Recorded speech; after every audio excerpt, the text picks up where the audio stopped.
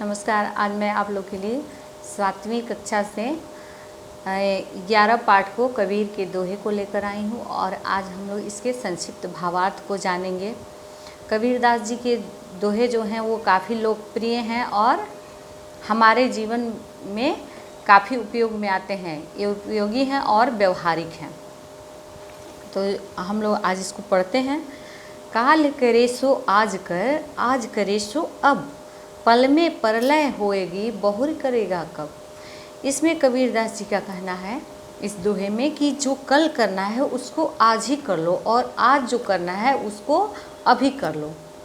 इसमें कबीरदास जी समय के महत्व को हम लोग को बताना चाहते हैं और बताते हैं कि समय का महत्व जो है वो मनुष्य के जीवन में बहुत ज़्यादा है, क्योंकि पल में प्रलय होएगी बहुर करेगा कब।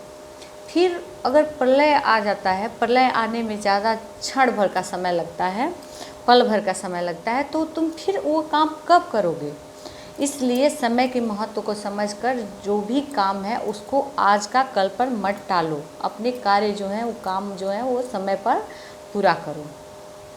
उसके बाद है साईं इतना दीजिए जामे कुटुंब समाए, मैं भी भूखा ना रहूं साधु न भूखा जाए।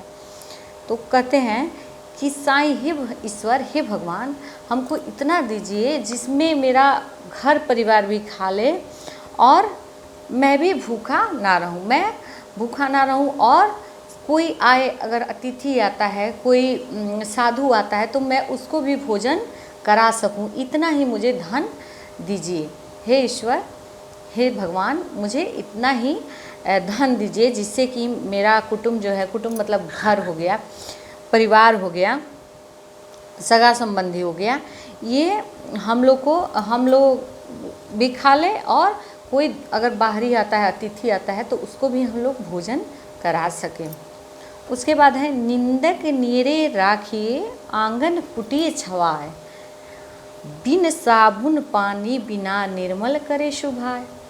कहते हैं निंदक जो है, निंदक मतलब होता है जो बुराई करने वाला, उसको कहते हैं कि उसको अपने पास रखिए, उसको इज्जत दीजिए, उसको सम्मान दीजिए। बिन साबुन पानी बिना निर्मल करे शुभाए। और अगर वो आपके पास रहता है, उसको आप इज्जत देते हैं, तो वो धीरे धीरे उसके हृदय में परिवर्तन आता है और वो आपको क्या करते हैं, वो उसका जो मन है, वो मन का मैल जो है वो बिना साबुन और बिना पानी के ही खत्म हो जाता है। इसलिए आप उसको इज्जत दीजिए, सम्मान दीजिए। उसके बाद है जाति न पूछो साधु की, पूछ लीजिए ज्ञान, मोल करो तलवार का पड़ा रहन दो म्यान। जब हम लोग कुछ खरीदने के लिए जाते हैं, तलवार को खरीदने के लिए जाते हैं, तो क्या हम उसको रखने का जो म्यान होता है उसको देखते हैं? नहीं, तलवार को हम लोग देखते हैं कि वो कैसा है, कैसे हम लोग चला सकते हैं, कैसा है, इस बात को हम लोग देखते हैं। तो इसी प्रकार जाति न पूछो साधु की, साधु की जाति पर मत जाइए। उसके पास अगर ज्ञान है, उसके पास अच्छा ज्ञान है, तो उसको आप लेने का प्रयास कीजिए। उसकी जाति मत पूछिए, उसका धर्म मत पूछिए, उसमें जितनी अच्छाइयाँ हैं, गुण है, उसको अपने लेने का प्रयास कीजिए, उसके ज्ञान को लेने का प्रयास कीजिए। और जिस प्रकार हम लोग तलवार खरीदने के लिए जाते हैं तो तलवार का मोल हम लोग करते हैं, मूल्यांकन करते हैं, हम लोग म्यान का मूल्यांकन नहीं करते हैं।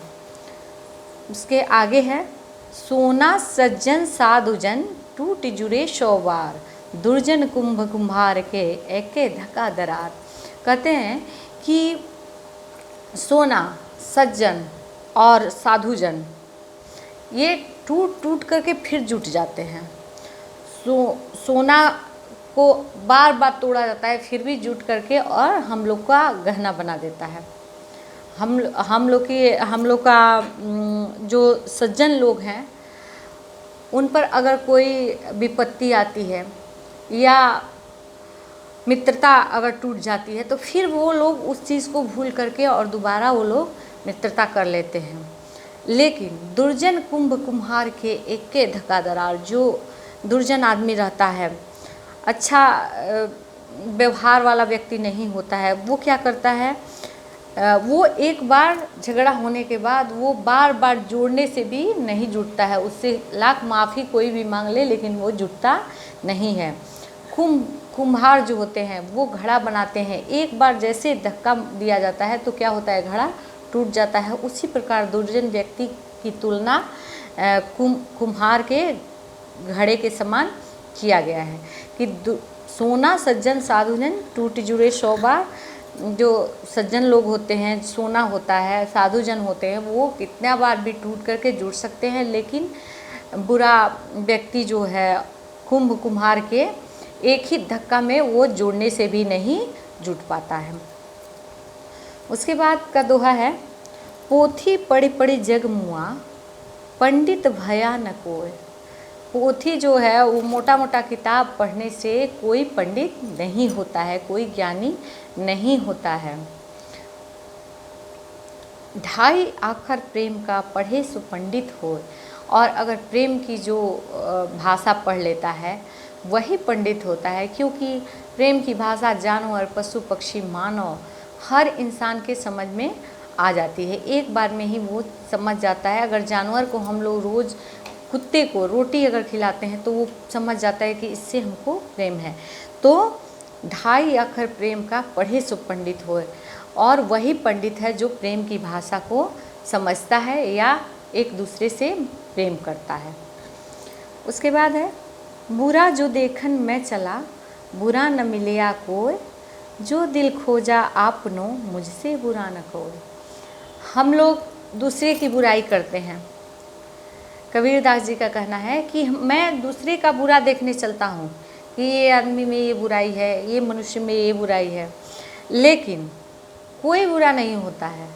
अगर हम अपने हृदय में, अपने मन में खोजते हैं कि मेरे में क्या क्या बुराई है, अगर अपने अंदर झांक कर देखते हैं तो हमसे बुरा कोई संसार में नहीं है। तो जो दिल खोजा आपनो, मुझसे बुरा न कोई। तो इसलिए मनुष्य को अपने हृदय में, अपने मन में खोजना चाहिए कि मेरी बुराई कहाँ है, मैं कितना बुरा हूँ, मेरे अंदर कितनी बुराइयाँ भरी हुई हैं, और दूसरे की बुराई को, दूसरे में बुराई उसे दिखाई नहीं देगी। अगर अपने अंदर हम बुराई ढूंढेंगे तो दूसरे के अंदर कोई बुराई नहीं दिखेगी। तो ये कबीरदास जी का पाठ था, और इसके अगले वीडियो में मैं इसके प्रश्न उत्तर को बताऊंगी। धन्यवाद।